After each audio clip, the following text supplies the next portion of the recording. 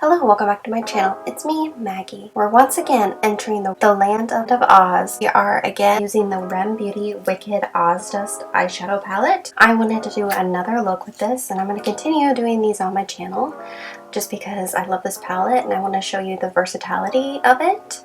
I even used a lot of this on my face today, so that is something to note. This look is going to be more on the neutral side, but it's going to be really still glam because of that normal is overrated color.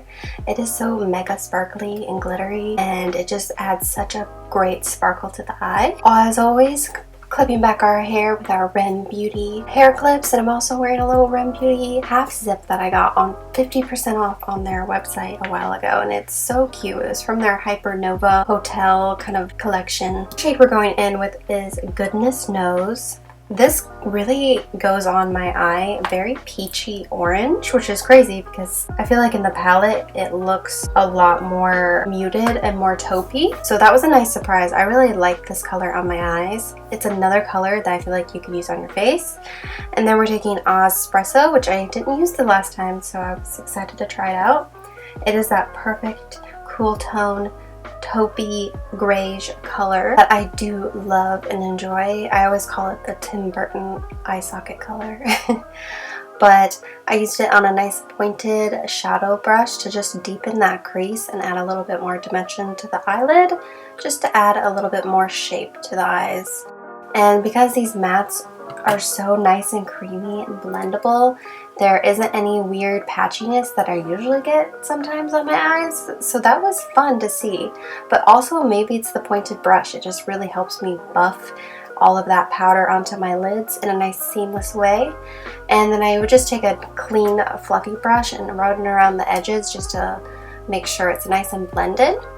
And we're going to take Normal is Overrated, which is that mega sparkly, basically happiness in a glitter shadow.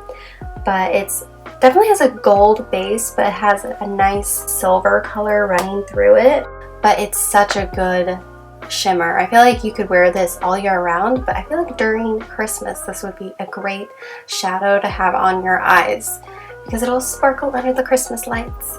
But it is one of those shadows that I do think it performs better with your finger to pick up the product. The brush was just made it a little bit more sporadic and not as pigmented. I would say the formula is similar to the ColourPop Super Shock, but maybe it's not as creamy. It's a little lighter on the cream like finish, but it's very smooth. You do not feel those like sparkles on your eyes. We're going to take Thrillifying. It's a nice terracotta color. It looks like those terracotta planters. I'm taking that again on a nice pointed brush so that I can buff it above that crease just to add a little bit more warmth. I was really loving how these were blending together into a nice cohesive look. They're a nice fall look for the eyes, I feel like. I just couldn't stop. I had to add more, so we did go in with the Shiz, which is a nice silver sparkly color, very reminiscent of like the Fenty Diamond Bomb, but like 10 times more pigmented. And I did add that to the brow bone and a little bit in the inner corner, but then I also took that shade from the last look, which is Perfectly Pink, which is the most beautiful sparkly pink. I feel like it has a little bit of a purple sparkle running through it.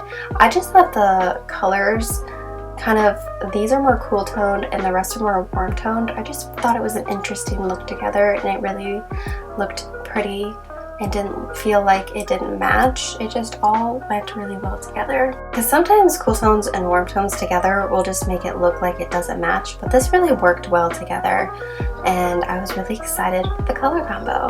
We added some wings as always, and some lashes, and my base, and some eyebrows.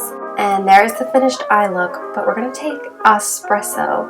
The second I saw this in the palette, I was like, I feel like that could be a contour color. And so I decided to use it on the face and to contour my nose a little bit. My nose has been extra puffy lately because I've been so sick. I feel like I'm finally starting to get better, but it's been like 2 weeks of snot and misery.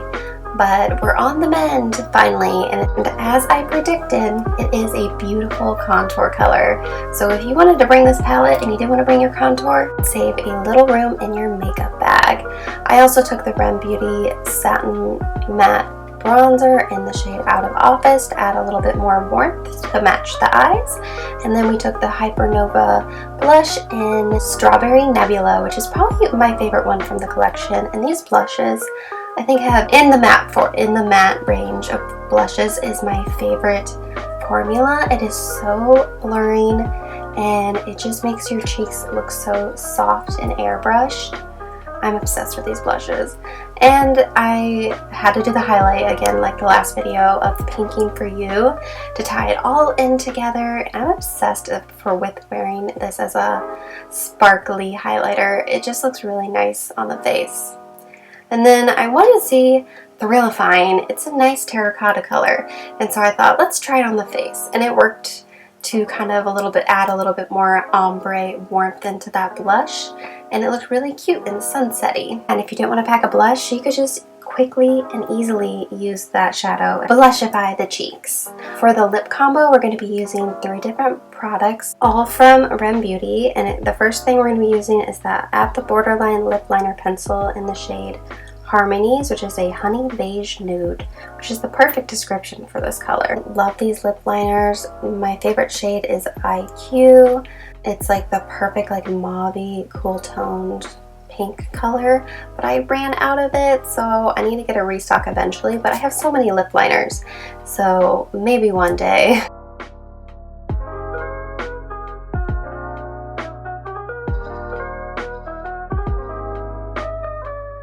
To top the lip, we're going to be using the Tulip Field Lip Stain in the shade Made in Oz, which is that deep mauve wine.